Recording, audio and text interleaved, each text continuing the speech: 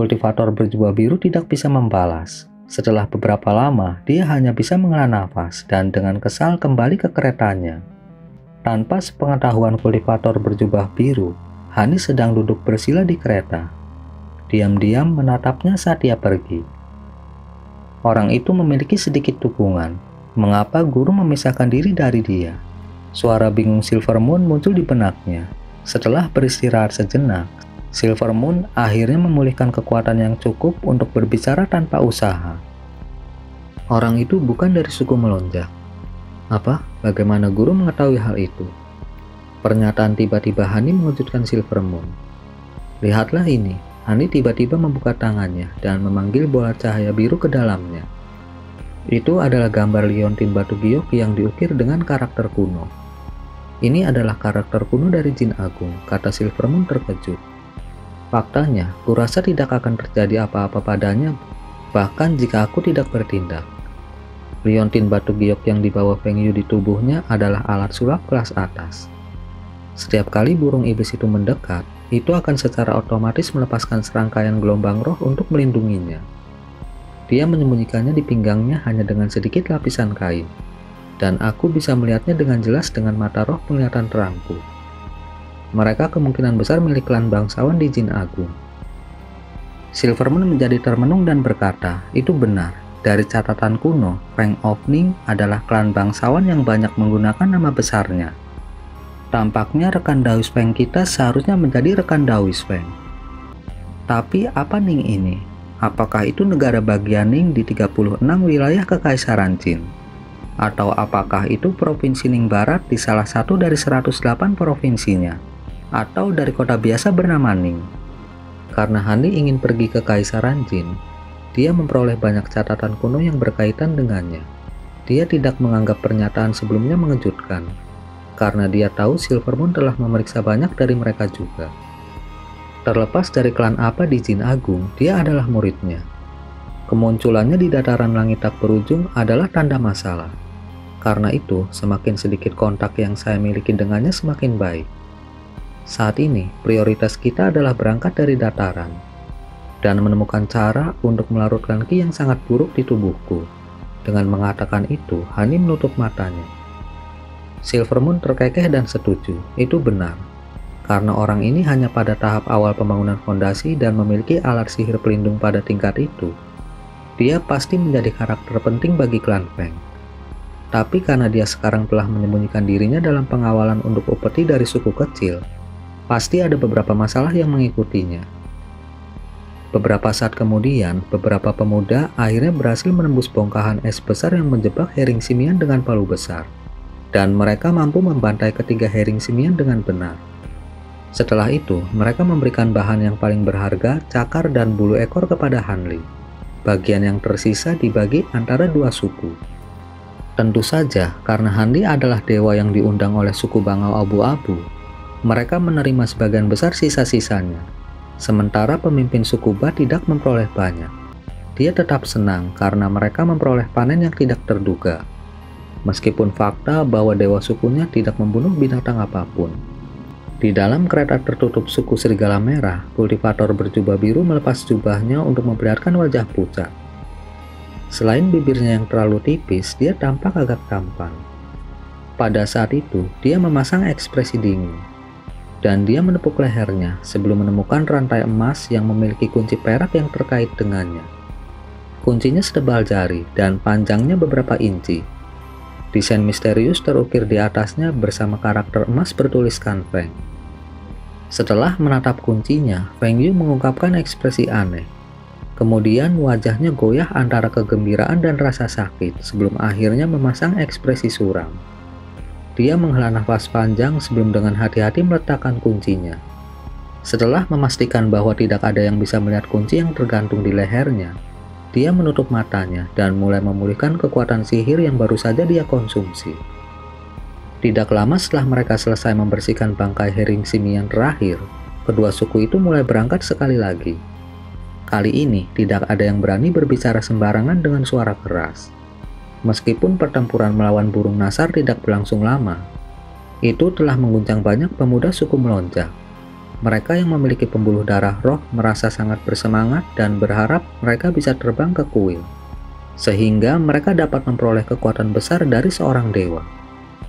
Hari berikutnya berjalan lancar, tetapi saat Hani memahami mantra untuk membubarkan segel pengunci jiwa iblis Sampar, apa yang disebut perkemahan kuil telah memasuki jangkauan indera spiritualnya.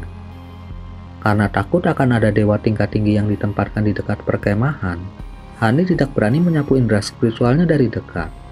Tetapi dia secara samar mencampuri fluktuasi ki spiritual, menunjukkan ada banyak kultivator tingkat rendah di dekatnya. Mata Hani mengembara, tapi wajahnya tetap tanpa ekspresi. Setelah menempuh jarak 10 km, kedua suku itu bersorak, dan dia menyapu lengan bajunya, membuka tirai kereta. Dia melihat dataran datar di sekitar mereka dan titik hitam besar di kejauhan. Cahaya biru berkedip di mata Hanli, dan dia bisa melihat dengan jelas apa itu titik hitam. Ada tembok setinggi 12 meter yang terbuat dari batu tebal dan kayu gelondongan. Di bagian belakang tembok, ada tenda-tenda tinggi yang disukai suku melonjak, dan beberapa bangunan kayu mentah. Kadang-kadang, manusia suku melonjak akan berkeliaran di sekitar mereka, menyebabkan daerah itu tampak agak hidup. Di antara tenda dan bangunan kayu, ada aula yang samar-samar terlihat terbuat dari satu batu besar yang dikelilingi dengan sedikit bangunan. Beberapa kultivator berpakaian khusus kadang-kadang berjalan ke aula. Saat tatapan Hani mengembara melintasi apa yang disebut perkemahan ini, dia akan melihat pilar batu besar yang didirikan di sekelilingnya.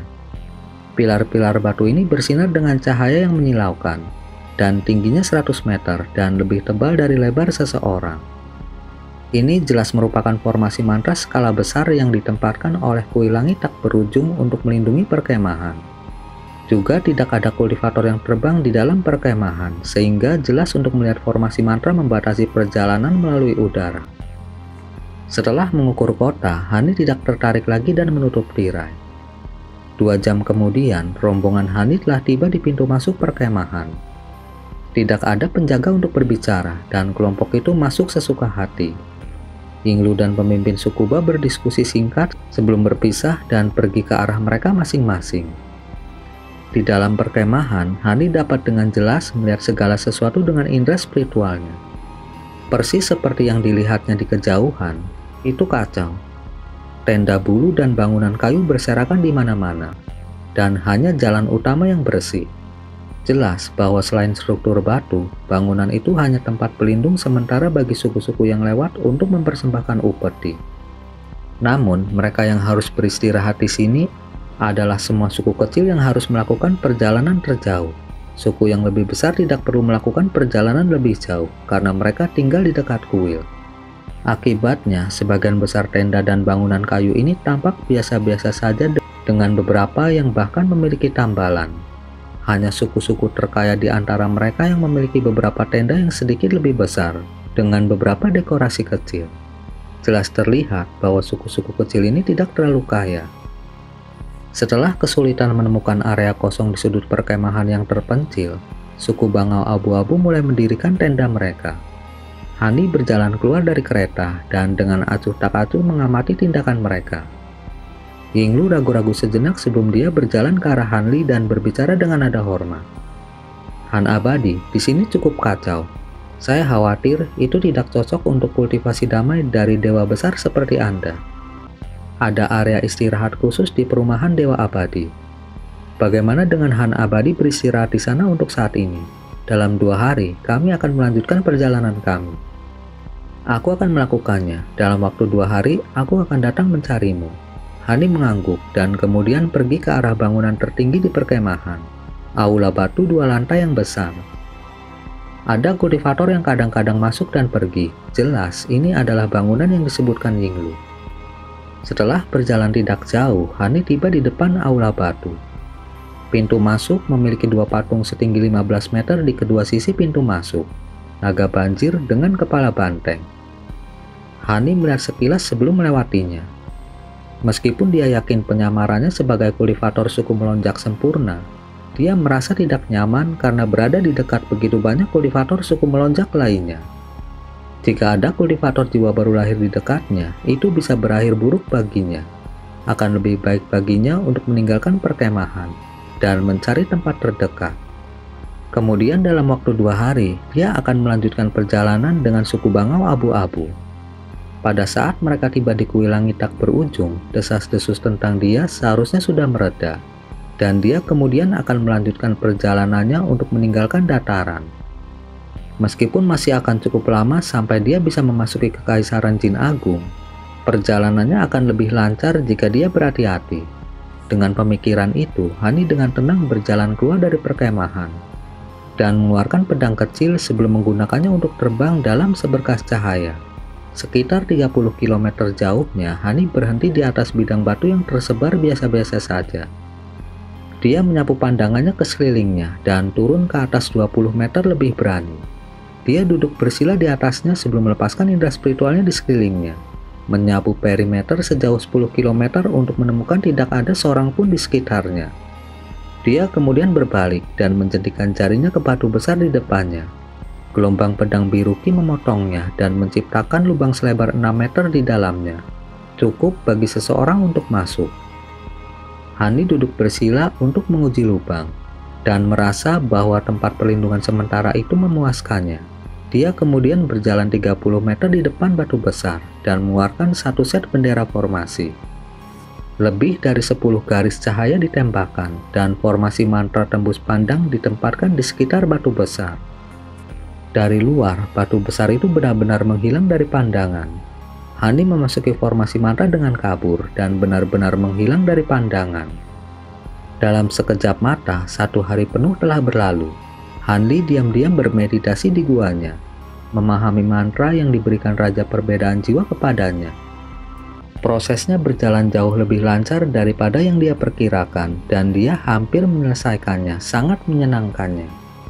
Saat dia merenungkan tentang bagian mantra yang bermasalah, alisnya bergerak, dan pikirannya tersentak dari meditasi. Dia membuka matanya dengan ekspresi terperangah. Kemudian, Hani kembali menutup matanya dan terus duduk diam.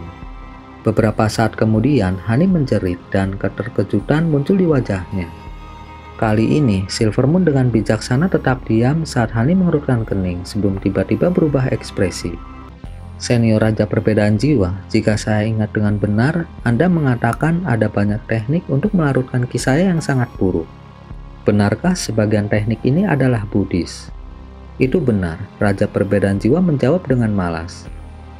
Konfusianisme dan Taois juga memiliki banyak teknik mereka sendiri untuk melarutkan Qi yang sangat buruk. Tetapi tidak ada yang seefektif teknik Buddhis. Saat ekspresi Hani goyah, dia berkata, "Kalau begitu, benarkah sifat paling jelas dari teknik Buddhis adalah mayoritas dari teknik itu melepaskan cahaya 7 warna yang sudah diaktifkan?" Itu benar. Mengapa? Apakah Anda menemukan sesuatu? Raja Perbedaan Jiwa bertanya dengan nada penasaran. Hani menunduk dan bergumam, "Kalau begitu, orang ini mungkin berguna. Ini bisa menjadi peluang." Raja Perbedaan Jiwa menjadi agak kesal karena Hani tidak menjawab pertanyaannya.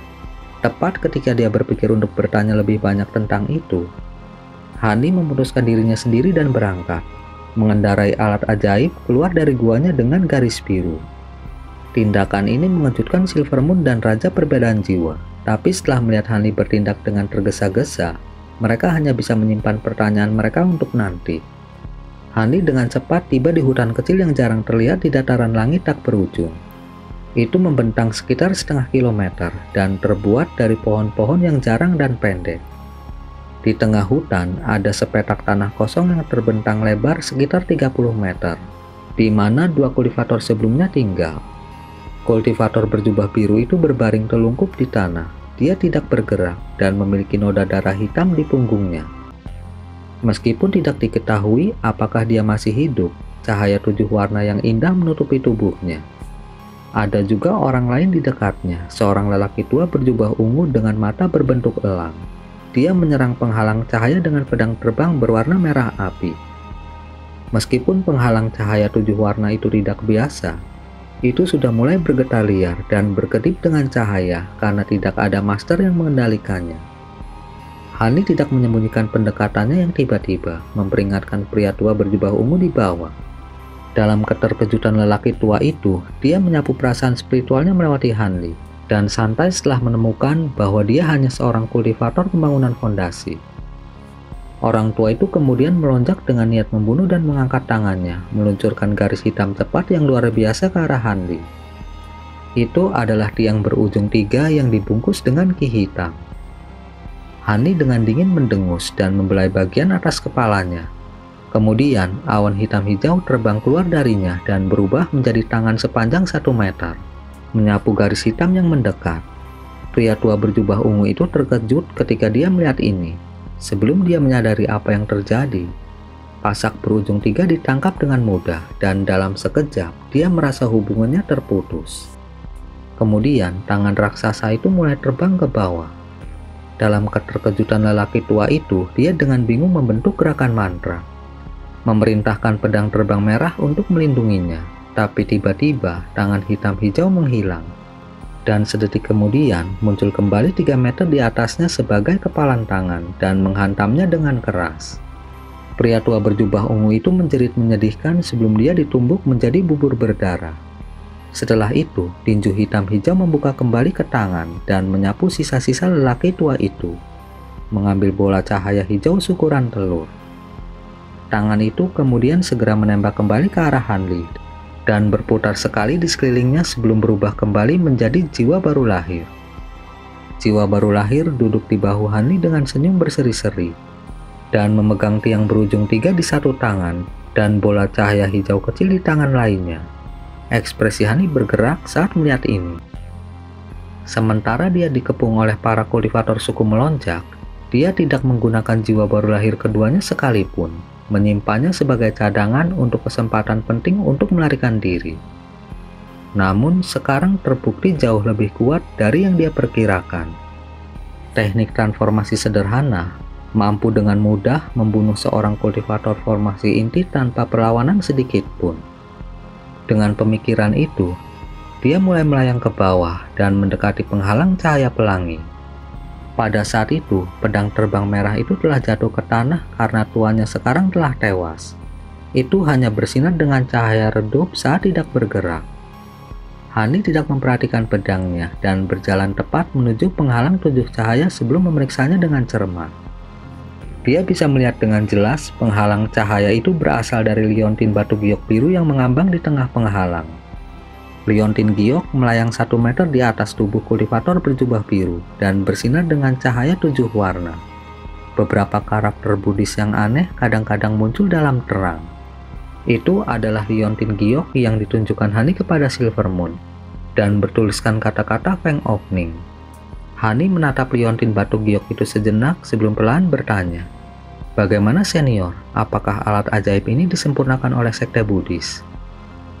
Raja Perbedaan Jiwa dengan dingin mendengus dan dengan acuh tak acuh berkata, "Bahan dan alat sihir jelas buatan Buddhis, namun itu jelas disempurnakan oleh seorang kultivator Buddha tingkat tinggi. Alat ajaib ini tidak akan mampu memblokir serangan harta sihir tingkat formasi inti untuk jangka waktu yang lama jika itu bukan masalahnya. Sepertinya ada hubungan antara sekte Buddha dan klan Feng." Hanli bersukacita setelah mendengar penjelasan Raja Perbedaan Jiwa, mengetahui tindakannya tidak sia-sia. Dia kemudian melangkah maju dan menekan tangannya ke penghalang, menutupinya dengan lapisan samar api biru. Dengan kultivasinya saat ini, dia tidak dapat mengendalikan sejumlah besar api es surgawi, dan jumlah api yang sedikit ini sudah mendorong batasnya. Tapi ini terbukti lebih dari cukup, karena penghalang cahaya 7 warna tidak mampu menahan dinginnya yang dingin untuk waktu yang lama. Segera setelah itu, penghalang cahaya runtuh dengan keras. Hanli mendekati kultivator berjubah biru dan memeriksa noda darah hitam di punggungnya sebelum mengerutkan kening. Dia merasakan aura kultivator berjubah biru menjadi sangat tidak stabil dan lemah. Tubuhnya sudah mulai mengeluarkan aroma kematian dan jelas hidupnya tidak akan bertahan lebih lama lagi. Tanpa ragu-ragu, Hanli memukul tubuh kultivator berjubah biru dengan segel mantra dan membuka mulutnya untuk memuntahkan awan biru ki yang menyelimuti kultivator berjubah biru. Kemudian dengan lambaian lengan bajunya, tubuh pemuda itu terbalik. Hanli menatap kultivator berjubah biru dan segera merasakan darahnya menjadi dingin. Itu benar-benar Feng Yu, tetapi kulitnya sekarang benar-benar hitam, dan bibirnya berubah menjadi ungu pucat. Itu adalah pemandangan yang mengerikan untuk dilihat. Hani meringis. Setelah beberapa saat berpikir, dia menyebarkan indera spiritualnya ke seluruh tubuh Feng Yu, dan cahaya biru berkedip dari matanya. Racunnya sudah menyebar ke seluruh tubuhnya, dan dia seharusnya sudah mati dengan segala cara. Mengingat betapa anehnya ini, Hani dengan hati-hati melanjutkan pemeriksaannya.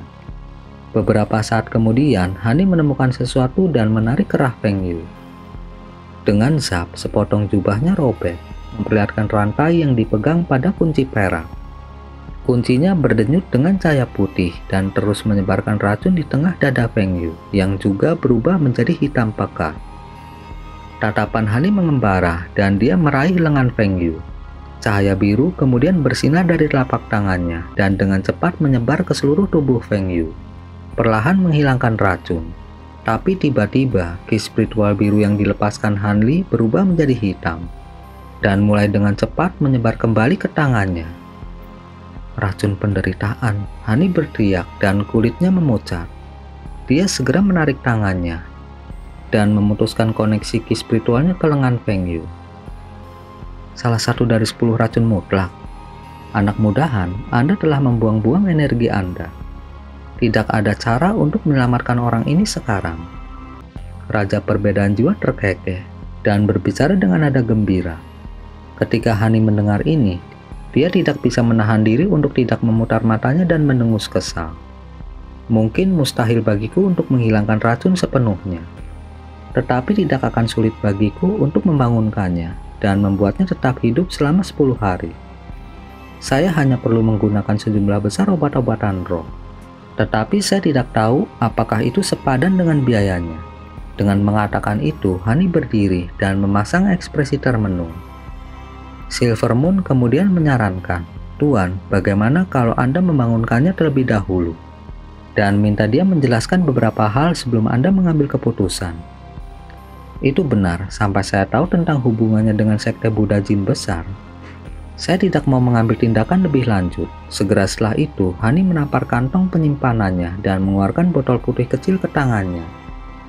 Hani membalik botol kecil dan menjatuhkan pil obat seukuran almond merah api ke tangannya. Jejak kesedihan muncul di wajah Hani. Ini adalah pil obat yang disempurnakan dari inti iblis bermutu tinggi dan digunakan untuk meningkatkan kekuatan spiritual kultivator tahap formasi inti. Agak sia-sia untuk menggunakannya pada kultivator pembangunan fondasi. Jika kekuatan sihirnya tidak disegel dan Silver Moon tidak terluka, dia akan bisa menggunakan teknik pencarian jiwa daripada melalui semua masalah ini. Dia memegang dagu Feng Yu di satu tangan dan membuka mulutnya lebar-lebar dengan membalik pergelangan tangannya. Kemudian dengan tangannya yang lain, dia membungkus pil itu dengan ki biru dan menjentikannya ke dalam mulut Feng Yu. Hani melepaskannya dan meraih pinggangnya untuk mengeluarkan jarum perak berkilau.